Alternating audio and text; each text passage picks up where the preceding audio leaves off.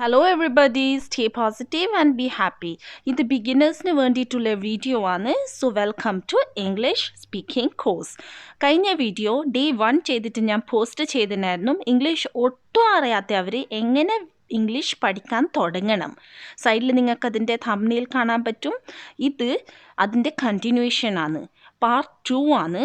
ഇന്ന് നമുക്ക് കുറച്ച് കുട്ടി കുട്ടി വാക്കുകൾ യൂസ് ചെയ്തിട്ട് യൂസ്ഫുൾ ആയിട്ടുള്ള കൊച്ചു സെൻറ്റൻസസ് ഉണ്ടാക്കി പഠിക്കാം.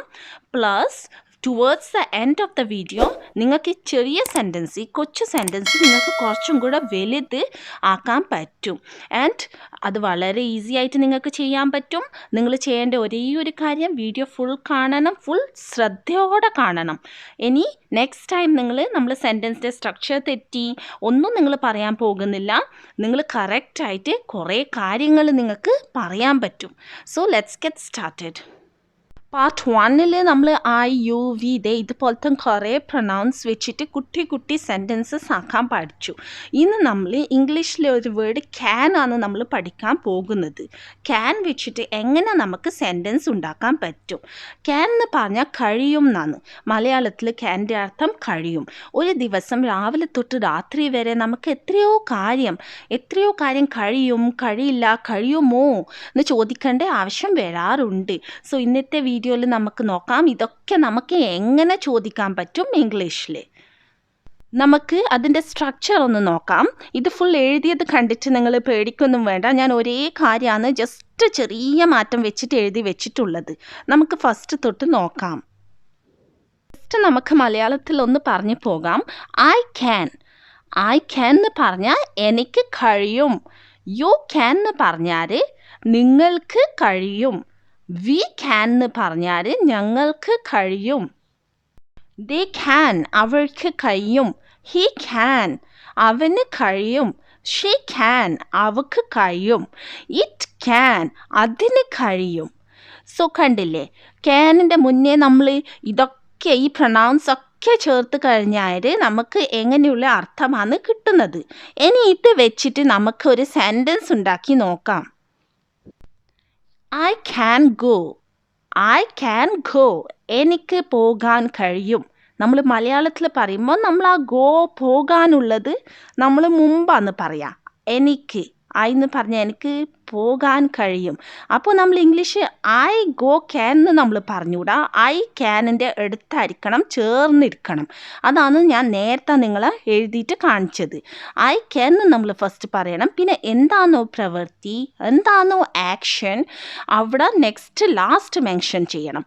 ഐ ക്യാൻ കഴിഞ്ഞിട്ട് നമ്മൾ മെൻഷൻ ചെയ്യണം. ഐ ക്യാൻ ഗോ എനിക്ക് പോകാൻ കഴിയും. ഇതാണ് സ്ട്രക്ചർ, ബേസിക് സ്ട്രക്ചർ. ഈ ഐ ക്യാൻ ഗോ മനസ്സിൽ നിങ്ങൾ വെക്കണം. അത് വെച്ചിട്ട് അതുപോലത്തെ സെൻറ്റൻസസ് ആണ് നിങ്ങൾ നെക്സ്റ്റ് ഉണ്ടാക്കാൻ പോകുന്നത്. Have a look at this sentence. You can go. You എന്ന് പറഞ്ഞാൽ നീ അല്ലെങ്കിൽ നിങ്ങൾക്ക്, ക്യാൻ എന്ന് പറഞ്ഞാൽ കഴിയും, പോന്ന് പറഞ്ഞാൽ പോകാൻ. യു ക്യാൻ ഗോ എന്ന് പറഞ്ഞാൽ നിങ്ങൾക്ക് പോകാൻ കഴിയും അല്ലെങ്കിൽ നിനക്ക് പോകാൻ കഴിയും.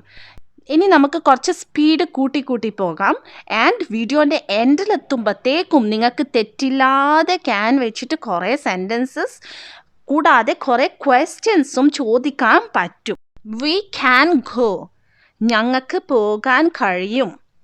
We can go. They can go അവർക്ക് പോകാൻ കഴിയും. They can go. They can go. He can go അവന് പോകാൻ കഴിയും. He can go. He can go. She can go അവക്ക് പോകാൻ കഴിയും. She can go. She can go. It can go. ഇനി ഇറ്റ് എന്നുള്ള വാക്ക് നമുക്ക് വീട്ടിൽ പെറ്റ്സ് ഒക്കെ ഉണ്ടെങ്കിൽ, പട്ടിക്കുട്ടി, പൂച്ചക്കുട്ടി എന്തെങ്കിലും ഉണ്ടെങ്കിൽ നമുക്ക് പറയാം അതിന് പോകാൻ കഴിയും. It can go. ഇത്രയും നേരം നമ്മൾ I can go, U can go ഇങ്ങനെയാണ് സെൻറ്റൻസസ് ഉണ്ടാക്കിക്കൊണ്ടിരുന്നത്. ഗോ നിനക്ക് പോകാൻ കഴിയും, പോകാൻ എന്നുള്ള വാക്ക് വെച്ചിട്ടാണ് നമ്മൾ സെൻറ്റൻസ് ഉണ്ടാക്കിക്കൊണ്ടിരുന്നത്. സോ നമുക്ക് നെക്സ്റ്റ് ഈ പോകാൻ്റെ പകരം വേറെ പ്രവൃത്തി, വേറെ ആക്ഷൻ അവിടെ ചേർത്തിട്ട് സെൻറ്റൻസ് ഉണ്ടാക്കി നോക്കാം. You can play. നിനക്ക് കളിക്കാൻ കഴിയും. ഇത് ശരിക്കും ഒരു പെർമിഷനും കൂടെയാണ് നമ്മൾ മറ്റുള്ളവർക്ക് കൊടുക്കേണ്ടത്. ഫോർ എക്സാമ്പിൾ, ഒരു കുട്ടി വന്നിട്ട് നമ്മളോട് ചോദിക്കുന്നത് എനിക്ക് കളിക്കാൻ പറ്റുമോ, ഞാൻ കളിക്കാൻ പോകട്ടെ എന്നൊക്കെ ചോദിച്ചു കഴിഞ്ഞാൽ we can give the permission. നമുക്ക് പറയാം യു ക്യാൻ പ്ലേ, നിനക്ക് കളിക്കാൻ കഴിയും, നിനക്ക് കളിക്കാം. നെക്സ്റ്റ് മീനിങ് അതാണ് അവിടുന്ന് വരുന്നത്. മനസ്സിലായില്ലേ? വി ക്യാൻ വാക്ക്, നമുക്ക് നടക്കാൻ കഴിയും. ദേ ക്യാൻ സിങ്, അവർക്ക് പാടാൻ കഴിയും. ഇനി ക്യാൻ വെച്ചിട്ട് അത് കഴിഞ്ഞിട്ട് നമ്മൾ നോട്ടും കൂടെ ചേർത്ത് കഴിഞ്ഞാൽ അതിൻ്റെ അർത്ഥം കാൺട്ട്, ഷോർട്ടിൽ കാൺട്ട്, അർത്ഥം കഴിയില്ല. ഒരു കാര്യം കഴിയും എന്നല്ല, കഴിയില്ല എന്നും കൂടെ പറയേണ്ട ആവശ്യം നമുക്ക് വരാറുണ്ട്. സോ കഴിയില്ല എന്ന് പറയാൻ സ്പോക്കൺ ഇംഗ്ലീഷിൽ നമ്മൾ പറയുമ്പോൾ അത് ക്യാൻ നോട്ട് എന്ന് പറയേണ്ട പകരം എന്നും കാൺട്ട് ഷോർട്ടാക്കിയിട്ട് പറയലാണ് ബെസ്റ്റ്. നിങ്ങൾ പഠിക്കുമ്പം അതേ രീതിയിൽ വേണം സ്പോക്കൺ ഇംഗ്ലീഷ് പഠിക്കാൻ. അതുകൊണ്ടാണ് ഞാനത് പറയുന്നത്. കാൺട്ട്. സോ കാൺട്ട് എന്ന് പറഞ്ഞാൽ കഴിയില്ല. അപ്പോൾ കഴിയില്ല എങ്ങനെയാണ് നമ്മൾ ഐയും വിയും യുവിൻ്റെ കൂടെ ഒക്കെ ചേർക്കാൻ പറ്റും എന്നൊന്ന് ജസ്റ്റ് നോക്കാം. നേരത്തെ നോക്കിയ പോലെ വേഗം നോക്കാം നമുക്ക്. ഐ കാൺട്ട്, എനിക്ക് കഴിയില്ല. യു കാൺട്ട്, നിനക്ക് കഴിയില്ല. എൻ്റെ കൂടെ തന്നെ നിങ്ങൾ പറയണം കേട്ടോ ഇത്. വി കാൺട്ട്, ഞങ്ങൾക്ക് കഴിയില്ല. ദേ കാൺട്ട്, അവർക്ക് കഴിയില്ല. ഹി കാൺട്ട്, അവന് കഴിയില്ല. ഷീ കാൺട്ട്, അവക്ക് കഴിയില്ല. ഇറ്റ് കാൺട്ട്, അതിന് കഴിയില്ല. സോ ഇനി സെൻറ്റൻസസ് ഉണ്ടാക്കി നോക്കാം. ഇറ്റ് കാൺട്ട് ഗോ, അതിന് പോവാൻ കഴിയില്ല. ഐ കാൺട്ട് ഗോ, എനിക്ക് പോകാൻ കഴിയില്ല. യു കാൺട്ട് ഗോ, നിനക്ക് പോകാൻ കഴിയില്ല. വി കാൺട്ട് ഗോ, ഞങ്ങൾക്ക് പോകാൻ കഴിയില്ല. ദേ കാൺട്ട് ഗോ, അവർക്ക് പോകാൻ കഴിയില്ല. ഹി കാൺട്ട് ഗോ, അവന് പോകാൻ കഴിയില്ല. ഹി കാൺട്ട് ഗോ, അവന് പോകാൻ കഴിയില്ല. ഷീ കാൺട്ട് ഗോ, അവക്ക് പോകാൻ കഴിയില്ല. She can't go. U can't play, നിനക്ക് കളിക്കാൻ കഴിയില്ല. വി കാൺട്ട് വാക്ക്, ഞങ്ങൾക്ക് നടക്കാൻ കഴിയില്ല. ദേ കാൺട്ട് സിങ്, അവർക്ക് പാടാൻ കഴിയില്ല.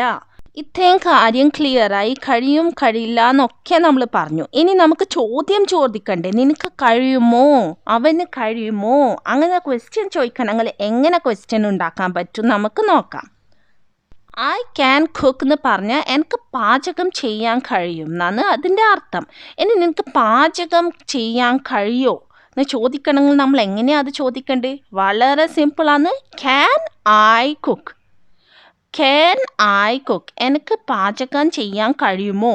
ഒരു എക്സാമ്പിളും കൂടെ നോക്കാം. യു ക്യാൻ കുക്ക്, നിനക്ക് പാചകം ചെയ്യാൻ കഴിയും. ഇത് ഒരു സെൻറ്റൻസ് ആണ്. ഇതിൻ്റെ ഒരു ക്വസ്റ്റ്യൻ ആക്കണമെങ്കിൽ നിനക്ക് പാചകം ചെയ്യാൻ കഴിയുമോ ചോദിക്കാൻ വേണ്ടിയിട്ട് നമ്മൾ ചോദിക്കേണ്ടത് ക്യാൻ യു കുക്ക്. അപ്പോൾ ഈ സെൻറ്റൻസ് നോക്കിയാൽ നിങ്ങൾക്കറിയാം, ക്വസ്റ്റ്യൻ ചോദിക്കുമ്പോൾ നമ്മൾ ക്വസ്റ്റ്യൻ വേർഡ് ക്യാൻ ആണ് ആദ്യം പറയേണ്ടത്. അത് കഴിഞ്ഞിട്ട് ആരോടാണ് നമ്മൾ ചോദിക്കുന്നത് അതാണ് അവിടെ പറയേണ്ടത്. നീ അല്ലെങ്കിൽ നിങ്ങൾ, യു, ക്യാൻ യു. പിന്നെ എന്താണോ ചോദിക്കുന്നത് അതാണ് നമ്മൾ അവിടെ ചോദിക്കേണ്ടത്, കുക്ക്. യു ക്യാനെ തിരിച്ചിടണം, നമ്മൾ ക്യാൻ യു എന്നാക്കണം. അത് കഴിഞ്ഞിട്ടാകുമ്പോൾ കുക്ക് എന്ന് ചോദിക്കണം, ക്യാൻ യു കുക്ക്. ഇനി നമുക്ക് അതൊരു നെഗറ്റീവ് ക്വസ്റ്റ്യൻ ചോദിക്കാം. Can't you cook. കാൺട്ട് എന്ന് പറഞ്ഞാൽ കഴിയില്ല. ഓക്കെ, കഴിയില്ല. നിനക്ക് പാചകം ചെയ്യാൻ കഴിയില്ലേ എന്ന് ചോദിക്കാൻ വേണ്ടിയിട്ടാണ് നമ്മൾ കാൺട്ട് യൂസ് ചെയ്തത്. ക്യാൻ യൂസ് ചെയ്താൽ നിനക്ക് പാചകം ചെയ്യാൻ കഴിയുമോ? സോ കണ്ടില്ലേ എത്ര ക്വസ്റ്റ്യൻസ് ആണ് നമുക്ക് തിരിച്ചും മറിച്ചും ചോദിക്കാൻ പറ്റുന്നത് ഇംഗ്ലീഷിൽ. ഇനി ഞാൻ നിങ്ങളോട് പ്രോമിസ് ചെയ്തിട്ടുണ്ടായിരുന്നു നിങ്ങളൊരു ലോങ് സെൻറ്റൻസ് ഉണ്ടാക്കാൻ പഠിക്കും. അതെങ്ങനെയാണെന്ന് നോക്കാം. So I can go to the marriage ആണ് നമ്മളെ first sentence. I can go എന്ന് പറഞ്ഞാൽ എനിക്ക് പോകാൻ കഴിയും. അത് നമ്മൾ നേരത്തെ പഠിച്ചു കഴിഞ്ഞു. ഇനി എവിടത്തേക്കാണ് പോകേണ്ടത് ആ സ്ഥലവും കൂടെ അവിടെ എഴുതി ചേർക്കാം. അത് ചേർക്കാൻ വേണ്ടിയിട്ട് നമ്മൾ ടു ദ എന്ന് യൂസ് ചെയ്യും. ടു ദ മാരേജ്, കല്യാണത്തിന്. എനിക്ക് കല്യാണത്തിന് പോകാൻ കഴിയും എന്ന് പറയണമെങ്കിൽ സെയിം പാറ്റേണിലാണ് നമ്മൾ എഴുതേണ്ടത്. I can go to the marriage. I can go to the marriage. I can go to the market. I can go to the school. എന്ത് വേണമെങ്കിലും അവിടെ പറയാം, സ്ഥലം മാറി മാറി. കണ്ടില്ലേ, ഒരു സെൻറ്റൻസ് ഒരു തെറ്റില്ലാതെ നമ്മൾ ഉണ്ടാക്കി. ചോദ്യം വേണമെങ്കിൽ ചോദിക്കാം. Can you go to the market? നിനക്ക് മാർക്കറ്റിൽ പോകാൻ പറ്റുമോ? ക്യാൻ യു ഗോ നമ്മൾ നേരത്തെ പഠിച്ചു കഴിഞ്ഞു. ടു ദ മാർക്കറ്റേ നമ്മൾ അവിടെ കൂട്ടിച്ചേർത്തിട്ടുള്ളൂ. അത് കഴിഞ്ഞിട്ടാകുമ്പോൾ നമ്മൾ ഒന്നും കൂടെ പഠിച്ചിനി നെഗറ്റീവ് ക്വസ്റ്റ്യൻ. നിനക്ക് പോകാൻ കഴിയുമില്ലേ? നമ്മൾ പഠിച്ചിട്ടില്ലേ can't you go. Can't you go to the market? നിനക്ക് മാർക്കറ്റിൽ പോകാൻ കഴിയൂലേ? പഠിച്ച സെൻറ്റൻസിൻ്റെ അപ്പുറം to the market, to the marriage, to the school ഒക്കെ നമ്മൾ കൂട്ടിച്ചേർത്താൽ മതി.